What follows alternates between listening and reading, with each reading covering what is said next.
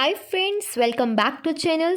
आज हम डिस्कस करने वाले हैं computation of weighted average cost of capital using market value weights. ठीक है, आज के वीडियो में हम क्या देखेंगे कि किस तरह से weighted average cost of capital को कैलकुलेट कर सकते हैं मार्केट वैल्यू वेट्स का यूज़ कर लास्ट वीडियो में हमने एक प्रैक्टिकल एग्जाम्पल ही सॉल्व किया था, बट वहाँ पर हमने जो weighted average cost of capital की कैलकुलेशन देखी थी वो हमने देखी थी based on book value weights. But इस क्वेश्चन में हम कंसिडर करेंगे मार्केट वैल्यू वेट्स को to calculate the weighted average cost of capital.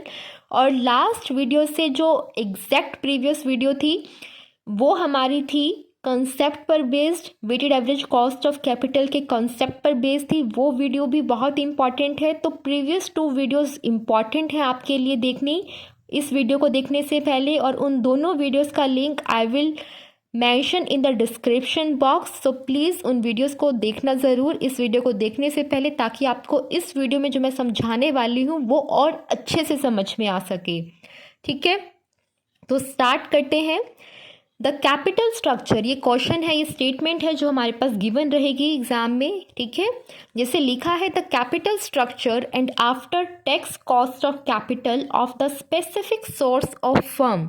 हमारे पास जो कैपिटल स्ट्रक्चर है दैट मीन्स कि कितने सोर्सेज ऑफ फाइनेंस का कंपनी ने यूज़ किया है टू रेज द कैपिटल, तो वो सारा हमारे पास गिवन है। डेट का यूज़ किया गया है, प्रेफरेंस कैपिटल का यूज़ किया गया है, इक्विटी कैपिटल का यूज़ किया गया है और रिटेन्ड अर्निंग्स का यूज़ किया गया है।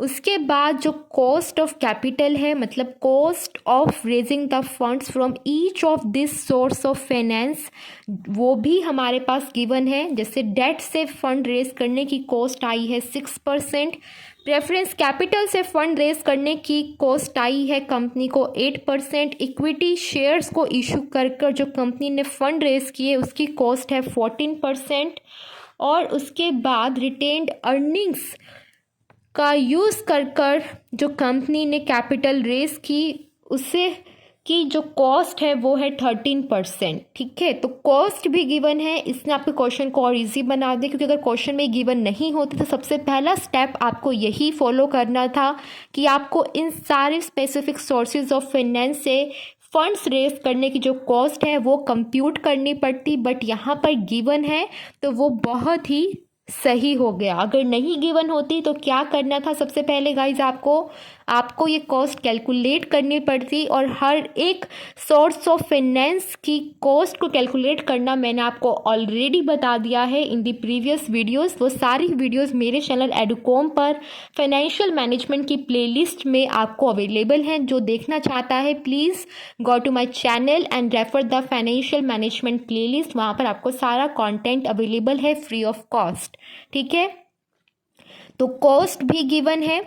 उसके बाद आपको कहा गया है कि आपको कंप्यूट करना है weighted average cost of capital को using the market value. Book value भी गिवन है क्वेश्चन में, मार्केट वैल्यू भी गिवन है, बट पूछ क्या रहे हैं कि weighted average cost of capital बताइए, और वो भी यूजिंग मार्केट वैल्यू वेट्स। तो यहाँ पर आपको मार्केट वैल्यू को वेट असाइन करने पड़ेंगे और उसके बाद कैलकुलेशन करनी पड़ेगी weighted average cost of capital की। तो weighted average cost of capital को कैलकुलेट करने का जो फॉर्मूला होता है वो होता है summation of X W divided by summation of W. What is this X, what is this W, वो मैं आपको बता देती हूँ।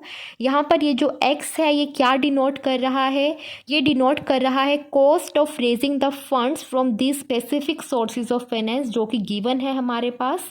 ठीक है, तो ये जो है हमारे पास x है, ये cost of raising the funds from specific sources of finance, जो कि क्या गिवन है, डेट से गिवन है 6%, यहाँ पर प्रेफरेंस की 8 है, इक्विटी की 14 है और रिटेन्ड अर्निंग्स की 13 है।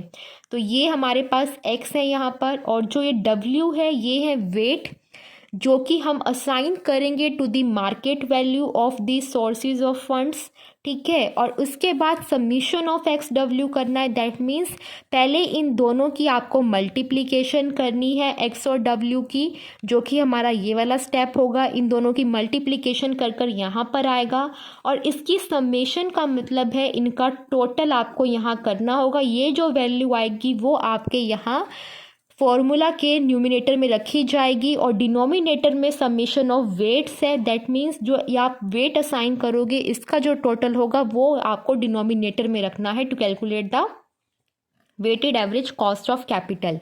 अब सबसे पहले आपको जो करना है वो है मार्केट वैल्यू को देखना है कि क्या है in specific sources of funds की। तो डेट की मार्केट वैल्यू हमें दे रखी है 2,75,000, 3 लाख बुक वैल्यू है और मार्केट में जिस वैल्यू पर ये सिक्योरिटी ट्रेड हो रही है वो है 2,75,000।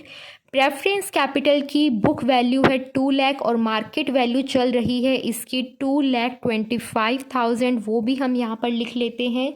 उसके बाद आती है equity capital and retained earnings, जिसकी बुक वैल्यू 4 लाख और 1 लाख है। बट रिटेन्ड अर्निंग्स एक ट्रेडेबल सिक्योरिटी नहीं है, मार्केट में ट्रेड नहीं होते हैं ये, ठीक है। तो इसीलिए इनकी कोई मार्केट वैल्यू नहीं होती। बट यहाँ पर हम मार्केट वैल्यू कंसीडर करेंगे to calculate the weighted average cost of capital और वो हमें खुद कैलकुलेट करनी होगी based on the market value of equity capital. तो वो कैसे करेंगे आपको पता होगा, मैंने प्रीवियस वीडियोस में बताया है कि जो इक्विटी कैपिटल है और जो ये रिटेन्ड अर्निंग्स हैं, इक्विटी कैपिटल मतलब वो कैपिटल जो इक्विटी शेयर होल्डर्स को बिलोंग करती है, राइट। तो रिटेन्ड अर्निंग्स भी हमारी इक्विटी शेयर होल्डर्स को ही बिलोंग करती है। रिटेन्ड अर्निंग्स का मतलब वो पैसा होता है जो कंपनी ने अपने इक्विटी शेयर होल्डर्स को डिस्ट्रीब्यूट ना करते हुए अपने कंपनी में रिटेन कर लिया है for the future use. But ये पैसा है इक्विटी शेयर होल्डर्स का ही और इसीलिए इसकी मार्केट वैल्यू हम इक्विटी कैपिटल की मार्केट वैल्यू के बेसिस पर कैलकुलेट कर सकते हैं। और ये जो 7,50,000 है हम इसी को इन दोनों में डिस्ट्रीब्यूट कर देंगे, इक्विटी कैपिटल और रिटेन्ड अर्निंग्स में। पर किस रेशो में करें तो वो रेशो आप हमेशा बुक वैल्यू जो है उसके बेसिस पर ले सकते हो। जैसे यहाँ पर आपको दिखाई दे रहा है कि जो इक्विटी कैपिटल है और जो ये रिटेन्ड अर्निंग्स है, इक्विटी कैपिटल है 4 लाख जो बुक वैल्यू है इक्विटी कैपिटल की, और जो रिटेन्ड अर्निंग्स की बुक वैल्यू है वो है 1 लाख। तो यहाँ पर आप अगर देखो तो जो रेशो आ रही है वो आ रही है 4:1, ठीक है, 4:1 आ रही है।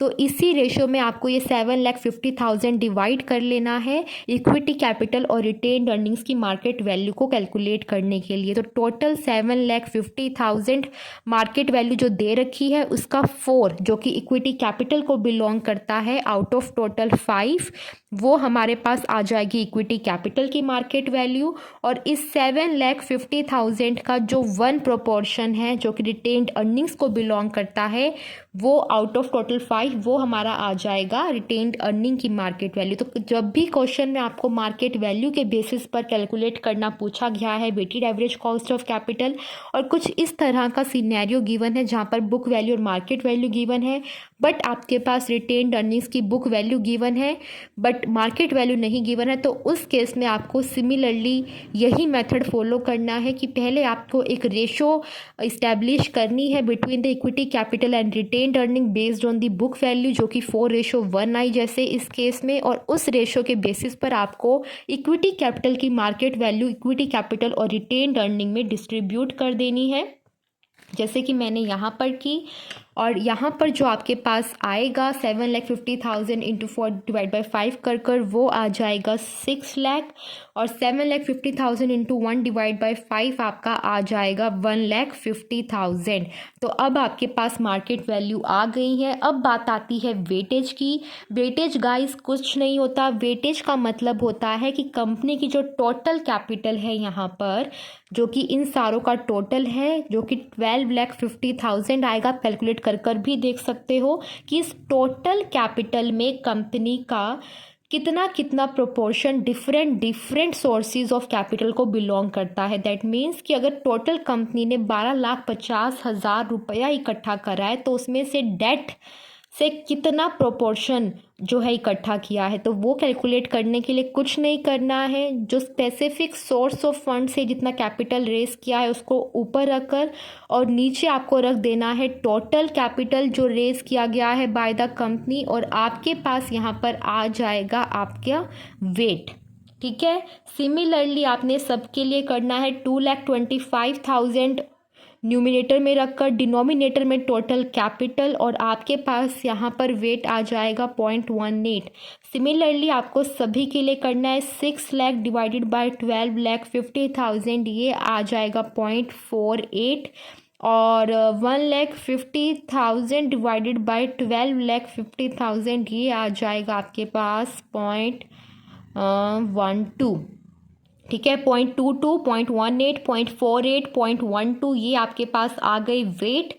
और आपको जो अब करना है कैलकुलेट वो है x इंटू डब्ल्यू। अब आपको इन दोनों का मल्टीप्लीकेशन करना है, तो 0.22 इंटू 6 आपके पास आएगा 1.32, 0.18 इंटू 8 आपके पास आएगा 1.44, 0.48 इंटू 14 आपके पास आएगा 6.72, 0.12 इंटू 13 हो जाएगा 1.56, और इन सब का टोटल आपको कर लेना है। इन सब का टोटल आएगा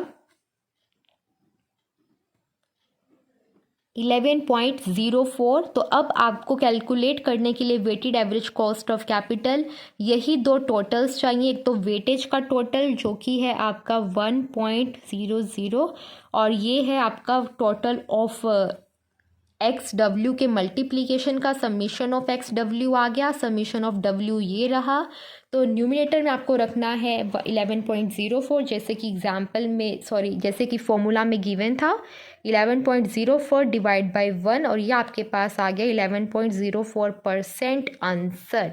तो इतना ही था आज के लिए, और बहुत ही सिंपल है। आई डोंट फाइंड कि इसमें कुछ भी मुश्किल है। अगर आपने लास्ट जो वीडियोस देखी हैं तो उसमें तो बहुत ही इजीली मैंने आपको समझाया है, और उन वीडियोस को देखकर अगर आप इस वीडियो को देखोगे तो फॉर श्योर आपको कंसेप्ट क्लियर हो जाएगा।